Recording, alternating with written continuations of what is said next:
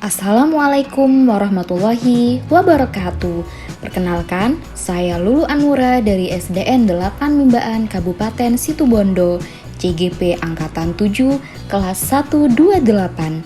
Kali ini saya akan menjelaskan tentang koneksi antar materi, kesimpulan, dan refleksi modul 1.1, yaitu kesimpulan dan refleksi pemikiran Ki Hajar Dewantara.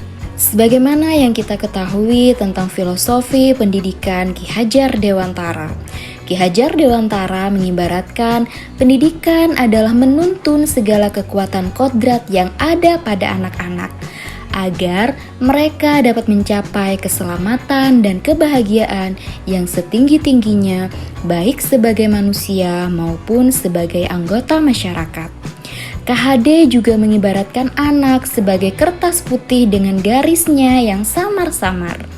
Pendidik bertugas untuk menebalkan garis-garis yang membawa kebaikan dan membiarkan tetap samar garis-garis yang tidak baik. Pendidikan juga merupakan tempat persemaian benih-benih kebudayaan dalam masyarakat. Untuk memulai refleksi pemikiran Ki Hajar Dewantara, saya memulai dengan menjawab pertanyaan pemantik, apa yang Anda percaya tentang murid dan pembelajaran di kelas sebelum Anda mempelajari modul 1.1? Sebelum mempelajari modul 1.1, pembelajaran yang saya lakukan di kelas adalah lebih mementingkan ketuntasan materi daripada memahami perkembangan murid.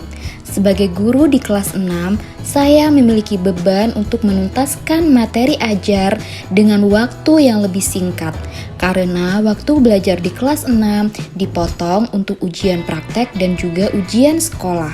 Selain itu, saya juga lebih mementingkan pada nilai kognitif siswa, yaitu saya lebih menghargai nilai-nilai siswa ketika mereka mengerjakan nilai tugas ataupun nilai ketika mereka mengerjakan ulangan ataupun ujian semester.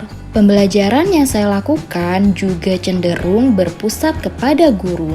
Karena banyaknya beban materi yang harus saya ajarkan, saya cenderung lebih banyak menggunakan metode ceramah untuk menyampaikan materi kepada murid-murid saya. KKM menjadi tolak ukur kesuksesan pembelajaran siswa. Jika murid saya mendapatkan nilai di atas KKM, saya menganggap bahwa siswa saya telah tuntas dan sukses melaksanakan pembelajaran.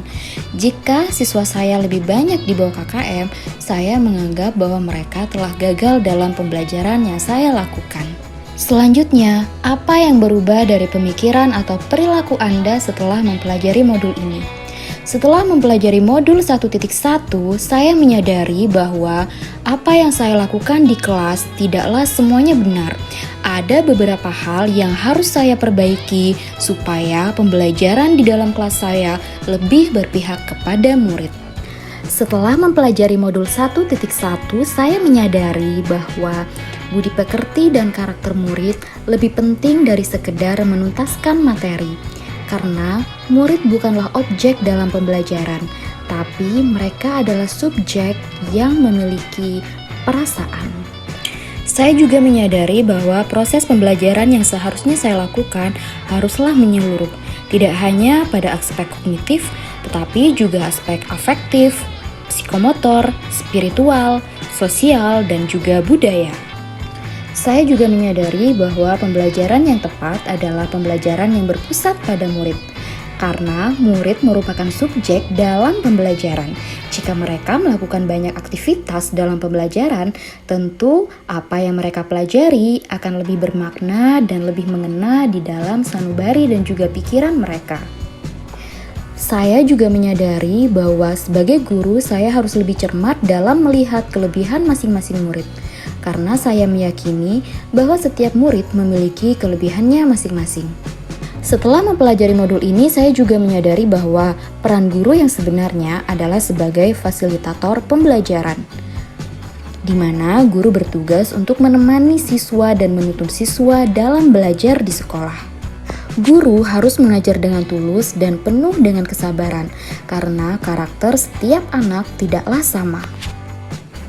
Saya menyadari bahwa setiap murid memiliki keunikannya masing-masing, dan sebagai seorang guru, kita harus menghargai setiap perkembangan murid apapun itu. Karena setiap perkembangan ataupun setiap kemajuan layak untuk kita apresiasi. Selanjutnya, apa yang dapat segera Anda terapkan lebih baik agar kelas Anda mencerminkan pemikiran KHD? Yang dapat segera saya terapkan agar kelas saya mencerminkan pemikiran KHD.